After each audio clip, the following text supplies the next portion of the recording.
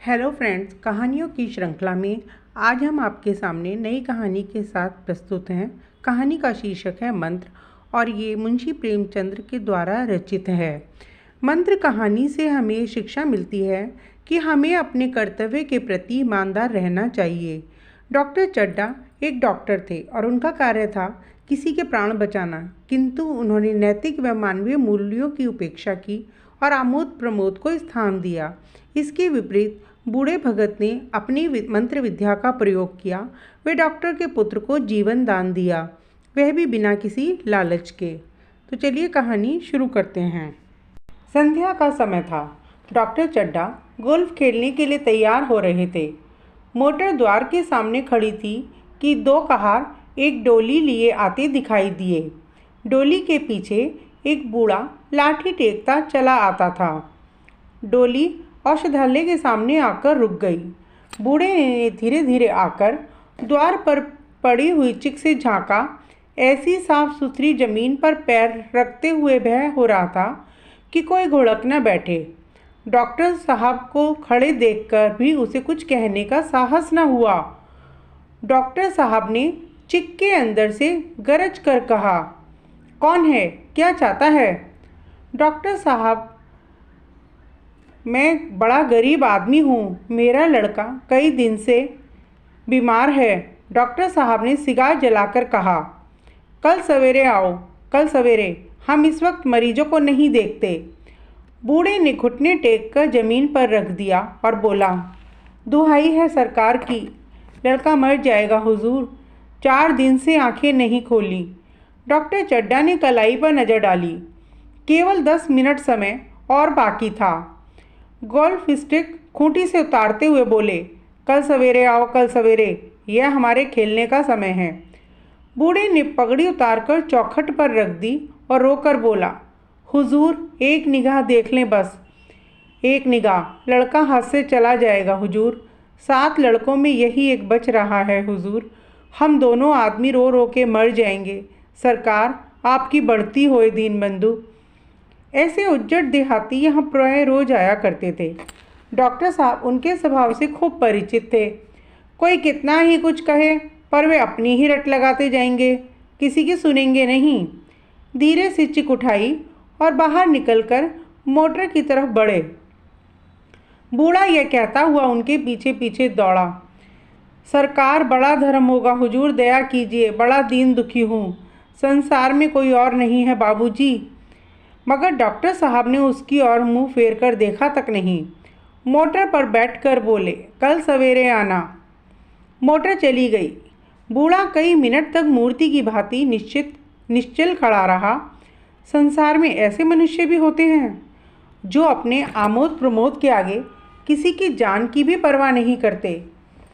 शायद इसका उसे अभी तक विश्वास न आता था। सभ्य संसार इतना निर्मम, इतना कठोर है, इसका ऐसा मर्मभेदी अनुभव अब तक न हुआ था। वह उन पुराने जमाने के जीवों में था जो लगी हुई आग को बुझाने, मुर्दे को कंधा देने, किसी के छप्पर को उठाने और किसी कलह को शांत करने के लिए सदैव तैयार रहते थे। जब तक बूढ़े को मोटर दिखाई दी, वह खड़ा टकटकी लगाए उस ओर ताकता रहा। शायद उसे अब भी डॉक्टर साहब के लौट आने की आशा थी। फिर उसने कहारों से डोली उठाने को कहा। डोली जिधर से आई थी उधर ही चली गई। चारों ओर से निराश होकर वह डॉक्टर चड्ढा के पास आया था। इनकी बड़ी तारीफ सुनी थी। यहाँ से निराश होकर फिर किसी दूसरे डॉक्टर के पास न गया। किस्मत ठोक ली। अब भी उसी रात उसका हंसता खेलता 7 साल का बालक अपनी बाल लीला समाप्त करके इस संसार से सिधार गया। बूढ़े माँ बाप के जीवन का यही एक आधार था। इसी का मुंह देखकर जीते थे। इस दीपक के बुझते ही जीवन की अंधेरी रात भाएं भाएं करने लगी। बुढ़ापे की विशाल ममता टूटे हुए हृदय से निकलकर अंधकार आर्त स्वर में रोने लगी। कई साल गुजर गए। डॉक्टर चड्ढा ने खूब यश और धन कमाया, लेकिन इसके साथ ही अपने स्वास्थ्य की रक्षा भी की, जो एक असाधारण सी बात थी। यह उनके नियमित जीवन का आशीर्वाद था कि 50 वर्ष की अवस्था में भी उनकी चुस्ती और फुर्ती युवकों को भी लज्जित करती थी। उनके हर काम एक नियत समय पर होते थे। इस नियम से वे जौ भर भी न टलते थे। बहुधा लोग स्वास्थ्य के नियमों का पालन उस समय करते हैं जब रोगी हो जाते हैं। डॉक्टर चड्ढा उपचार और संयम का रहस्य खूब समझते थे। उनकी संतान संध्या भी इसी नियम के अधीन थी। उनके केवल 2 बच्चे हुए, एक लड़का और एक लड़की। तीसरी संतान न हुई, इसीलिए श्रीमती चड्ढा भी अभी जवान मालूम होती थी। लड़की का तो विवाह हो चुका था, लड़का कॉलेज में पढ़ता था। वही माता पिता के जीवन का आधार था। शील और विनय का पुतला, बड़ा ही रसिक, बड़ा ही उदार, विद्यालय का गौरव, युवक समाज की शोभा। मुखमंडल से तेज की छटासी निकलती थी। आज उसकी 20वीं सालगिरह थी। संध्या का समय था। हरी भरी घास पर कुर्सियां बिछी हुई थीं। शहर के रईस और हुक्काम एक तरफ, कॉलेज के छात्र दूसरी तरफ बैठे भोजन कर रहे थे। बिजली के प्रकाश से सारा मैदान जगमगा रहा था। आमोद प्रमोद का सारा सामान भी जमा था। छोटा सा प्रहसन खेलने की तैयारी थी। प्रहसन स्वयं कैलाश नाथ ने लिखा था। वही मुख्य एक्टर भी था। इस समय वह एक रेशमी कमीज पहने, नंगे सिर नंगे पांव, इधर से उधर मित्रों की आवभगत में लगा हुआ था। कोई पुकारता, कैलाश जरा इधर आना। कोई उधर से पुकारता, कैलाश क्या उधर ही रहोगे। सभी उसे छेड़ते थे, चुहल करते थे। बेचारे को जरा भी दम मारने का अवकाश न मिलता था। सहसा एक रमणी ने उसके पास आकर पूछा, क्यों कैलाश, तुम्हारे सांप कहाँ हैं? जरा मुझे दिखा दो। कैलाश ने उससे हाथ मिलाकर कहा, मृणालिनी, इस वक्त क्षमा करो, कल दिखा दूंगा। मृणालिनी ने आग्रह किया, जी नहीं, तुम्हें दिखाना पड़ेगा। मैं आज नहीं मानने की, तुम रोज कल कल करते हो। मृणालिनी और कैलाश दोनों सहपाठी थे और एक दूसरे के प्रेम में पगे हुए थे। कैलाश को सांपों के पालने, खेलने और नचाने का शौक था। तरह तरह के सांप पाल रखे थे। उनके स्वभाव और चरित्र की परीक्षा करता रहता था। थोड़े दिन हुए उसने विद्यालय में सांपों पर एक वाक्य का व्याख्यान दिया था। सांपों को नचाकर दिखाना भी था। प्राणी शास्त्र के बड़े बड़े पंडित भी यह व्याख्यान सुनकर दंग रह गए थे। यह विद्या उसने एक बड़े सपेरे से सीखी थी। सांपों की जड़ी बूटियाँ जमा करने में उसे बड़ा मर्ज था। इतना पता भर मिल जाए कि किसी व्यक्ति के पास कोई अच्छी जड़ी है, फिर उसे चैन न आता था, उसे लेकर ही छोड़ता था। यही व्यसन था। इस पर हजारों रुपए फूंक चुका था। मृणालिनी कई बार आ चुकी थी, पर कभी सांपों को देखने के लिए इतनी उत्सुक न हुई थी। कह नहीं सकते आज उसकी उत्सुकता सचमुच जाग गई थी या यह कैलाश पर अपने अधिकार का प्रदर्शन करना चाहती थी। पर उसका आग्रह बेमौका था। उस कोठरी में कितनी भीड़ लग जाएगी, भीड़ को देखकर सांप कितने चौंकेंगे और रात के समय उन्हें छेड़ा जाना कितना बुरा होगा। इन बातों का उसे जरा भी ध्यान न आया। कैलाश ने कहा, नहीं, कल जरूर दिखा दूंगा। इस वक्त अच्छी तरह दिखा भी तो न सकूंगा, कमरे में तिल भर रखने को भी जगह न मिलेगी। एक महाशय ने छेड़कर कहा, दिखा क्यों नहीं देते? जरा सी बात के लिए इतना टाल मटोल कर रहे हो। मिस गोविंद, हरगिज न मानना, देखें कैसे नहीं दिखाते। दूसरे महाशय ने और रद्दा चढ़ाया, मिस गोविंद इतनी सीधी और भोली हैं, तभी आप इतना मिजाज करते हैं। दूसरी सुंदरी होती तो इसी बात पर बिगड़ खड़ी होती। तीसरे साहब ने मजाक उड़ाया, अजी बोलना छोड़ देती, भला कोई बात है? इन पर आपका दावा है कि मृणालिनी के लिए जान हाजिर है। मृणालिनी ने देखा कि ये शोधे उसे रंग पर चढ़ा रहे हैं तो बोली, आप लोग मेरी वकालत ना करें, मैं खुद अपनी वकालत कर लूँगी। मैं इस वक्त सांपों का तमाशा नहीं देखना चाहती, चलो छुट्टी हुई। इस पर मित्रों ने ठहाका लगाया। एक साहब बोले, देखना तो आप सब कुछ चाहें, पर कोई दिखाए भी तो। कैलाश को मृणालिनी की झेपी हुई सूरत को देखकर मालूम हुआ कि इस वक्त उसका इनकार करना सचमुच में उसे बुरा लगा है।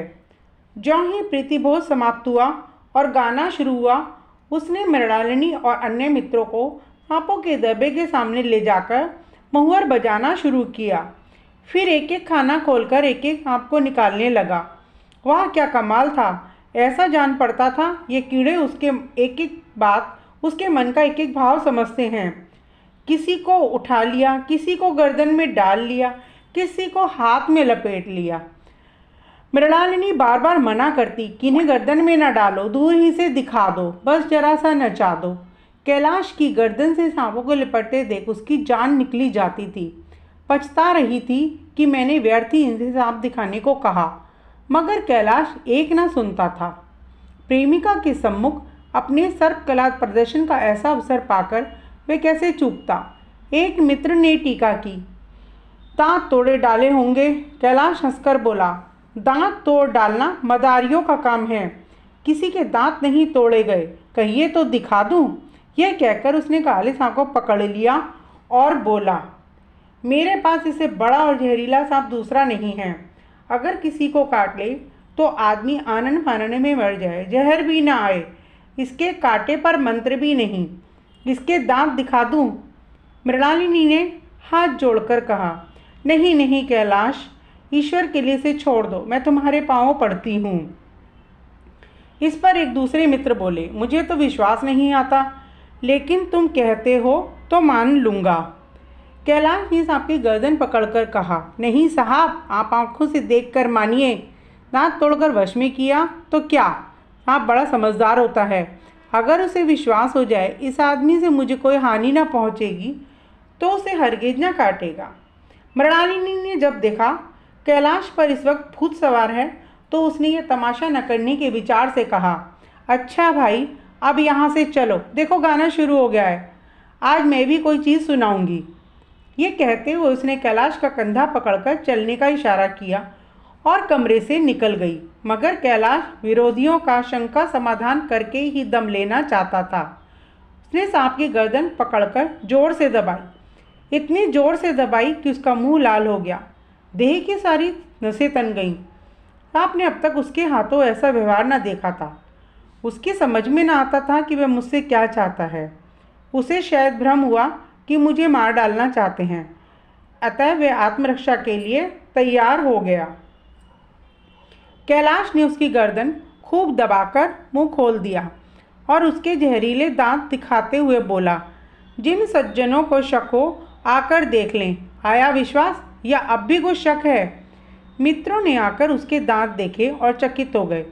प्रत्यक्ष प्रमाण के सामने संदेह को स्थान कहाँ। मित्रों का शंका निवारण करके कैलाश ने सांप की गर्दन ढीली कर दी और उसे जमीन पर रखना चाहा, पर वह काला गेहूँन क्रोध से पागल हो रहा था। गर्दन नरम पड़ते ही उसने सिर उठाकर कैलाश की उंगली में जोर से काटा और वहाँ से भागा। कैलाश की उंगली से टप टप खून टपकने लगा। उसने जोर से उंगली दबा ली और अपने कमरे की ओर दौड़ा। वहाँ मेज की दराज में एक जड़ी रखी हुई थी, जिसे पीस कर लगा देने से धातक विष भी रफू हो जाता है। मित्रों में हलचल पड़ गई। बाहर महफिल में भी खबर हुई। डॉक्टर साहब घबराकर दौड़े। फौरन उंगली की जड़ कसकर बांधी गई और जड़ी पीसने के लिए दी गई। डॉक्टर साहब जड़ी के कायल न थे। वे उंगली का डसा हुआ भाग नश्तर से काट देना चाहते थे, मगर कैलाश को जड़ी पर पूरा विश्वास था। मृणालिनी पियानो पर बैठी हुई थी। यह खबर सुनते ही दौड़ी और कैलाश की उंगली से टपकते हुए खून को रुमाल से पोंछने लगी।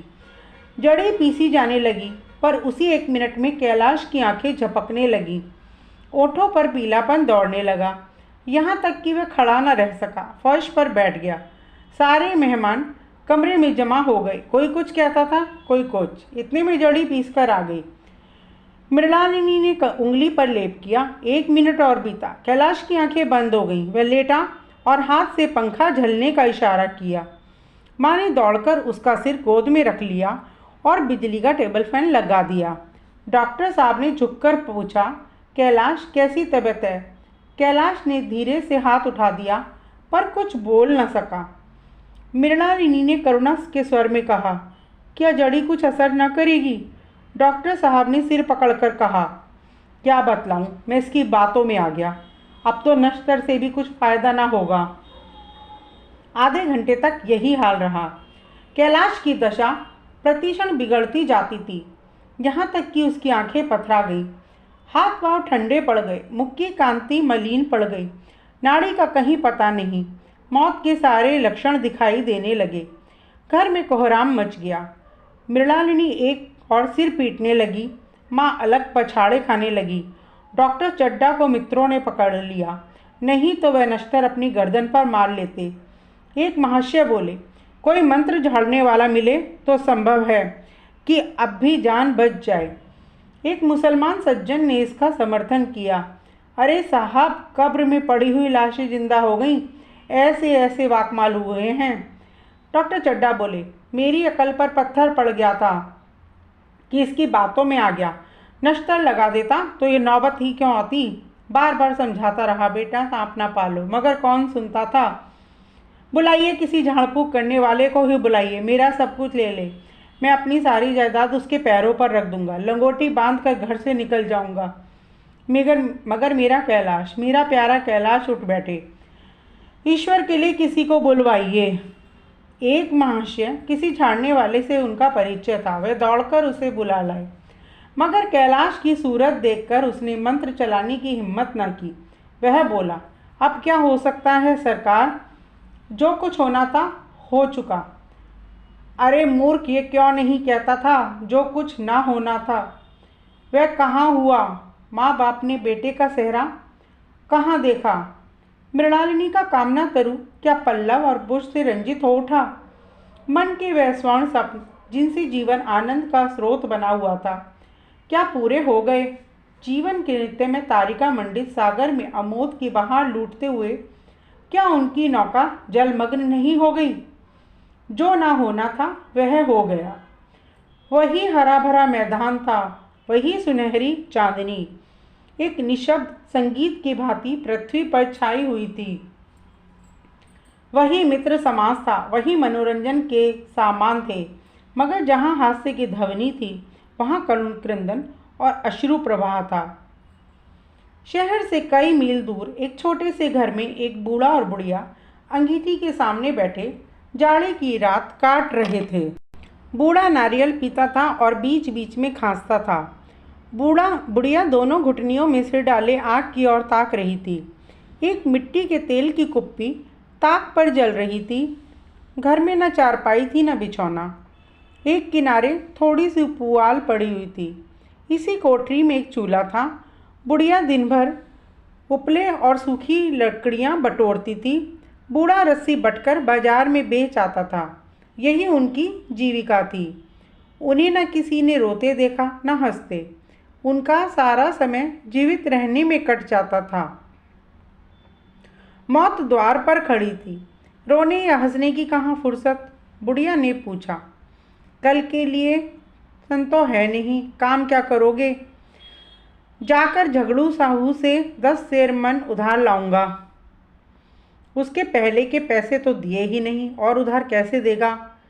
ना देगा ना सही, घास तो कहीं नहीं गई। दोपहर तक क्या 2 आने की भी ना काटूंगा। इतने में एक आदमी ने द्वार पर आवाज़ दी, भगत भगत क्या सो गए, जरा किवाड़ खोलो। भगत ने उठकर किवाड़ खोल दिए। एक आदमी ने अंदर आकर कहा, कुछ सुना? डॉक्टर चड्डा बाबू के लड़के को सांप ने काट लिया। भगत ने चौंक कर पूछा, चड्डा बाबू के लड़के को? अरे वही चड्डा बाबू हैं ना जो छावनी में बंगले में रहते हैं। हाँ हाँ वही, शहर में हल्ला मचा हुआ है। जाते हो तो जाओ, आदमी बन जाओगे। बूढ़े ने कठोर भाव से सिर हिलाकर कहा, मैं नहीं जाता, मेरी बला से। वही चड्डा है, खूब जानता हूँ। भैया लेकर उन्हीं के पास गया था। खेलने जा रहे थे, पैरों पर गिर पड़ा कि एक नज़र देख लीजिए, मगर सीधे मुंह बात तक न की। भगवान बैठा सुन रहा था। अब जान पड़ेगा कि बेटे का गम कैसा होता है। कई लड़के हैं? नहीं जी, यही तो एक लड़का था। सुना है सबने जवाब दे दिया है। भगवान बड़ा कारसाज है। उस वक्त मेरी आंखों से आंसू निकल पड़े थे, पर उन्हें तनिक भी दया न आई थी। मैं तो उनके द्वारे पर होता तो भी बात ना पूछता। तो ना जाओगे? हमने जो सुना था सो कह दिया। अच्छा किया, कलेजा ठंडा हो गया, आंखें ठंडी हो गईं। लड़का भी ठंडा हो गया होगा। तुम जाओ, आज चैन की नींद सोऊंगा। बुढ़िया से, जरा तंबाकू ले आ, एक चिलम और पीऊँगा। अब मालूम होगा लाला को, सारी साहिबी निकल जाएगी। हमारा क्या बिगड़ा? लड़के के मर जाने से कुछ राज तो नहीं चला गया। जहाँ 6 बच्चे गए थे वहाँ एक और चला गया। तुम्हारा तो राज सूना हो जाएगा। उसी के वास्ते सबका गला दबा दबा कर जोड़ा था ना। अब क्या करोगे? एक बार देखने जाऊंगा, पर कुछ दिन बाद मिजाज का हाल पूछूंगा। आदमी चला गया। भगत ने किवाड़ बंद कर लिए। तब चिलम पर तंबाकू रखकर पीने लगा। बुढ़िया ने कहा, इतनी रात गए जाड़े पाले में कौन जाएगा? अरे दोपहर होती तो भी न जाता। सवारी दरवाजे पर लेने आती तो भी न जाता। भूल नहीं गया हूँ, पन्ना की सूरत आँखों में फिर रही है। इस निर्दयी ने उसे एक नज़र देखा तक नहीं। क्या मैं न जानता था कि वह न बचेगा? खूब जानता था। चड्डा भगवान नहीं थे। उनके बस एक निगाह देख लेने से अमृत नहीं बरस जाता। बस खाली मन की दौड़ थी। अब किसी दिन जाऊंगा और कहूँगा, क्यों साहब, कहिए क्या रंग है? दुनिया बुरा कहेगी तो कहे, कोई परवाह नहीं। छोटे आदमियों में तो सब ऐब हैं, बड़ों में तो कोई ऐब नहीं होता, देवता होते हैं। भगत के लिए जीवन में पहला अवसर था कि ऐसा समाचार पाकर वह बैठा रह गया। 80 वर्ष के जीवन में ऐसा कभी न हुआ था कि सांप की खबर पाकर वह दौड़ न गया हो। माघ पूस की अंधेरी रात हो या चैत बैसाख की धूप, लू सावन भादों की चढ़ी हुई नदी और नाले, किसी की उसने कभी परवाह न की। वह तुरंत घर से निकल पड़ता था, निस्वार्थ निष्काम। लेन देन का विचार कभी दिल में न आया। यह नहीं कि काम न था, बस जान का मूल्य कौन दे सकता है, यह एक पुण्य का कार्य था।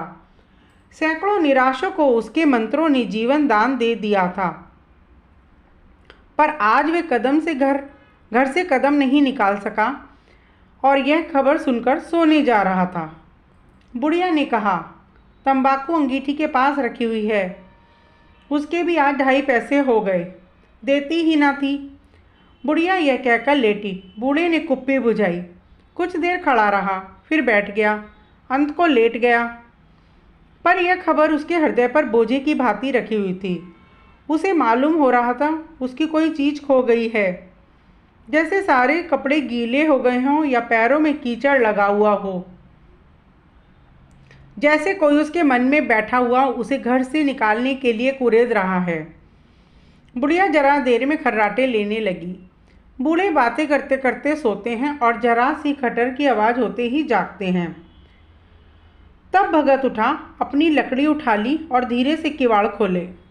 बुढ़िया ने पूछा, कहाँ जाते हो? कहीं नहीं, देखता था कितनी रात है। अभी बहुत रात है, सो जाओ। नींद नहीं आती। नींद काहे आवेगी? मन तो चड्डा के घर पर लगा हुआ है। चड्डा ने मेरे साथ कौन सी नेकी कर दी जो वहाँ जाऊँ? वे आकर पैरों पड़े तो भी ना जाऊँ। उठे तो तुम इसी इरादे से ही। नहीं री, ऐसा पागल नहीं हूँ जो मुझे कांटे बोए उसके लिए फूल बोता फिरूँ। बुढ़िया फिर सो गई। भगत ने किवाड़ लगा दिए और फिर आकर बैठा, पर उसके मन की कुदशा ऐसी थी जो बाजे की आवाज़ कान में पड़ते ही उपदेश सुनने वालों की होती है। आंखें चाहे उपदेशक की हों, पर कान बाजे की ही होते हैं।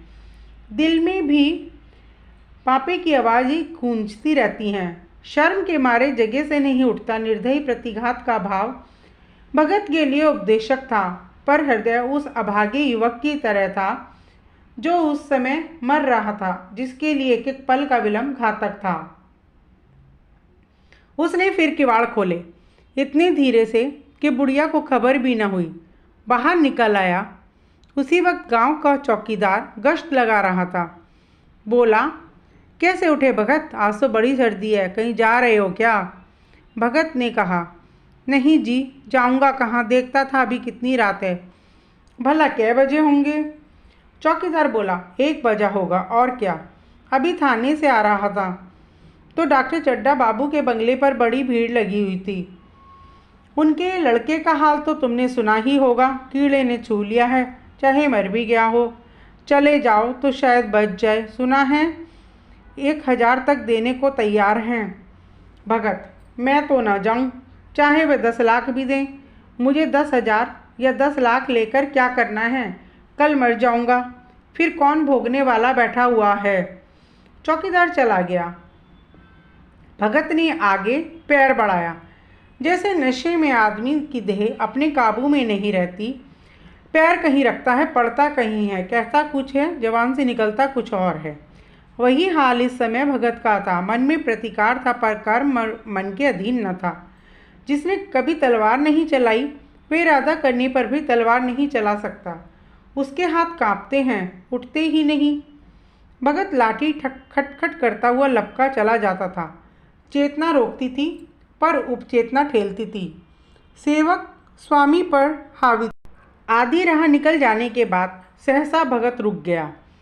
हिंसा ने क्रिया पर विजय पाई। मैं यों ही इतनी दूर चला आया, इस जाड़े पाले में मरने की मुझे क्या पड़ी थी। आराम से सोया क्यों नहीं? नींद ना आती ना सही, 2-4 भजन ही गाता। व्यर्थ इतनी दूर दौड़ा आया। चड्डा का लड़का है, रहे या मरे, मेरी बला से। मेरे साथ उसने कौन सा अच्छा सलूक किया कि मैं उनके लिए मरूं? दुनिया में हजारों मरते हैं, हजारों जीते हैं। मुझे किसी के मरने जीने से क्या मतलब? मगर उपचेतन में अब एक दूसरा रूप धारण किया, जो हिंसा से बहुत कुछ मिलता जुलता था। वह झाड़ फूंक करने नहीं जा रहा है, वह देखेगा कि लोग क्या कर रहे हैं। डॉक्टर साहब का रोना पीटना देखेगा, किस तरह सिर पीटते हैं, किस तरह पछाड़े खाते हैं। ये लोग तो विद्वान होते हैं ना, सब्र कर जाते होंगे। हिंसा भाव को यूं ही धीरज देता हुआ फिर आगे बढ़ा। इतने में 2 आदमी आते दिखाई दिए। दोनों बातें करते जा रहे थे। चड्डा बाबू का घर उजड़ गया। वही तो एक लड़का था। भगत के कान में यह आवाज़ पड़ी। उसकी चाल और भी तेज हो गई। थकान के मारे पाँव न उठते थे। शिरोभाग इतना बढ़ा जाता था मानो अब मुंह के बल गिर पड़ेगा। इस तरह कोई 10 मिनट चला होगा कि डॉक्टर साहब का बंगला नजर आया। बिजली की बत्तियां जल रही थीं, मगर सन्नाटा छाया हुआ था। रोने पीटने की आवाज़ भी ना आती थी। भगत का कलेजा धक धक करने लगा। कहीं मुझे बहुत देर तो नहीं हो गई? वह दौड़ने लगा। अपनी उम्र में वह इतना तेज कभी ना दौड़ा था। बस यही मालूम होता था मानो उसके पीछे मौत दौड़ी आ रही है। 2 बज गए थे। मेहमान विदा हो गए। रोने वालों में केवल आकाश के तारे रह गए थे और सभी रो रो कर थक गए थे। बड़ी उत्सुकता के साथ लोग रह रहकर आकाश की ओर देखते, किसी तरह सुबह हो और लाश गंगा की गोद में दी जाए। सहसा भगत ने द्वार पर पहुंचकर आवाज़ दी। डॉक्टर साहब समझे कोई मरीज आया होगा। किसी और दिन उन्होंने उस आदमी को धुतकार दिया होता, मगर आज बाहर निकल आए। देखा एक बूढ़ा आदमी खड़ा है, कमर झुकी हुई, पोपला मुंह, बहुत तक सफ़ेद हो चुके बाल। लकड़ी के सहारे कांप रहा था। बड़ी नम्रता से बोले, क्या है भाई, आज तो हमारे ऊपर ऐसी मुसीबत पड़ गई है कि कुछ कहते नहीं बनता। फिर कभी आना इधर, 1 महीना तक तो शायद मैं किसी भी मरीज को न देख सकूंगा। भगत ने कहा, सुन चुका हूँ बाबूजी, इसीलिए आया हूँ। भैया कहाँ हैं, जरा मुझे दिखा दीजिए। भगवान बड़ा कारसाज है, मुर्दे को भी जिला सकता है। कौन जाने अब भी उसे दया आ जाए। चड्डा ने व्यथित स्वर में कहा, चलो देख लो, मगर 3-4 घंटे हो गए। जो कुछ होना था हो चुका। बहू तेरे झाड़ने फूकने वाले देख देख कर चले गए। डॉक्टर साहब को आशा तो क्या होती। हाँ, बूढ़े पर दया आ गई। अंदर ले गए। भगत ने लाश को 1 मिनट तक देखा, तब मुस्कुराकर बोला, अभी कुछ नहीं बिगड़ा है बाबूजी। नारायण चाहेंगे तो आधे घंटे में भैया उठ बैठेंगे। आप नाहक दिल छोटा कर रहे हैं। जरा कहारों से कहिए पानी तो भरें। कहारों ने पानी भर भर कर कैलाश को नहलाना शुरू किया। पाइप बंद हो गया। कहारों की संख्या अधिक न थी, इसीलिए मेहमानों ने अहाते के बाहर के कुएं से पानी भर भर कर कहारों को दिया। मृणालिनी कलसा लिए पानी ला रही थी। बूढ़ा भगत खड़ा खड़ा मुस्कुराकर मंत्र पढ़ रहा था, मानो विजय उसके सामने खड़ी है। जब एक बार मंत्र समाप्त हो जाता तब एक जड़ी कैलाश के सिर पर डाल जाता। न जाने कितनी बार भगत ने मंत्र फूका। आखिर जब उषा ने अपनी लाल लाल आंखें खोली तो कैलाश की भी लाल लाल आंखें खुल गईं।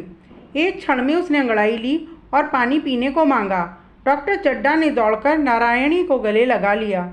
नारायणी दौड़कर भगत के चरणों पर गिर पड़ी और मृणालिनी कैलाश के सामने आंखों में आंसू भरे पूछने लगी, अब कैसी तबीयत है? एक क्षण में चारों तरफ खबर फैल गई। मित्रगण मुबारकबाद देने आने लगे। डॉक्टर साहब बड़े श्रद्धा भाव से हरेक के सामने भगत का यश गाते फिरते थे। सभी लोग भगत के दर्शनों के लिए उत्सुक हो उठे, मगर अंदर जाकर देखा तो भगत का कहीं पता न था। नौकरों ने कहा, अभी तो यहीं बैठे चिलम पी रहे थे, हम लोग तंबाकू देने लगे तो नहीं ली, अपने पास से तंबाकू निकाल कर भरी। यहाँ तो भगत की चारों ओर तलाश होने लगी और भगत लपका हुआ घर चला जा रहा था कि बुढ़िया के उठने से पहले पहुँच जाऊँ। जब मेहमान लोग चले गए तो डॉक्टर साहब ने नारायणी से कहा, बुढ़ा न जाने कहाँ चला गया, एक चिलम तंबाकू का भी रवादार न हुआ। नारायणी, मैंने तो सोचा था इसे कोई बड़ी रकम दूंगी। चड्ढा, रात को तो मैंने नहीं पहचाना, पर जरा साफ हो जाने पर पहचान पाया। एक बार यह एक मरीज को लेकर आया था। मुझे अब याद आता है कि मैं खेलने जा रहा था और मरीज को देखने से इनकार कर दिया। आज उस दिन की बात याद करके मुझे जितनी गिलानी हो रही है उसे प्रकट नहीं कर सकता। मैं उसे अब खोज निकालूंगा और उसके पैरों पर गिरकर अपना अपराध क्षमा कराऊंगा। वह कुछ लेगा नहीं, ये जानता हूँ। उसका जन्म यश की वर्षा करने के लिए ही हुआ है। उसकी सज्जनता ने मुझे ऐसा आदर्श दिखा दिया है जो आपसे जीवन पर्यंत मेरे सामने रहेगा। कहानी सुनने के लिए धन्यवाद। अगर आपको ये कहानी पसंद आई है तो कृपया मेरे चैनल को लाइक, शेयर एंड सब्सक्राइब करिए ताकि आगे भी आपको ऐसी ही ढेरों कहानियाँ सुनने के लिए मिले। धन्यवाद।